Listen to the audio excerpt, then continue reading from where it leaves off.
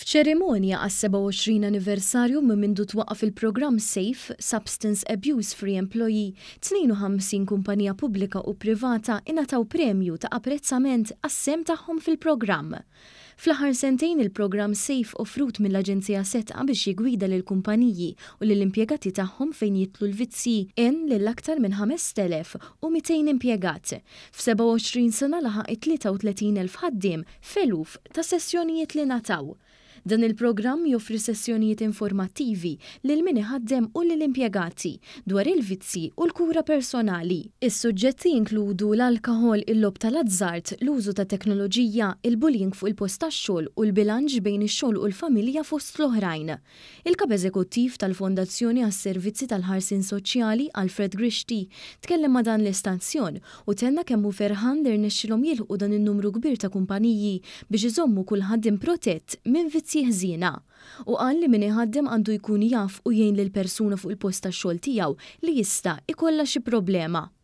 Illum nafu li hawn ċertu affluwenza fil-pajjiż li hija xi ħaġa tajba fiha nfisha, però l-affluwenza wkoll iġġib lin-nies ikollhom il-flus fil-buċ jonfqu u jistgħu jonfquhom fuq affarijiet ħżiena.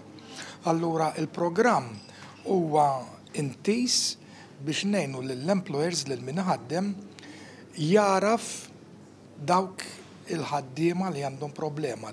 U biex imbagħad ikunu jistgħu fitxu l-għajnuna, aħna ma ħnissa nagħmluhom terapisti jew tobba li speċjalizzaw, imma almenu jkunu jafu l-bażiku biex jindunaw li xi ħadd għandu problema kif javviċinawh u mbagħad jiddereġġuh fejn isib l-għajnuna.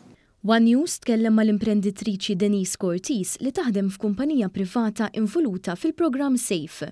Hi spjegat kemm dan il-programm kien ta' bastuna l-impjegati biex jigwidhom u jgħinhom f'sitwazzjonijiet li jkunu diffiċli biex titkellem fuqhom. Dwar programm hemm ħafna l-impjegati tagħna għax igwidhom fejn jridu jmorru għall-għajnuna u koll li tihom ċertu knowledge kif għandhom jaffrontaw ċertu problemi u forsi ċertu problemi li jkunu qataw qalbhom ma jafux fejn jridu jsibu għajnuna.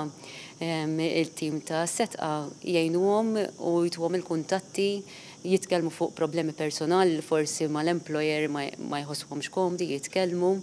Min-naħa tiegħu il-Ministru għall-Politika Soċjali Michael Falzon tenna li f'dinja perfetta ħadd ma jkun vittma ta' xi tip ta' vizzju, però aħna rridu niffukaw fuq il-prevenzjoni biex il-ħaddiema fuq kull post tax-xogħol jieħdu priorità.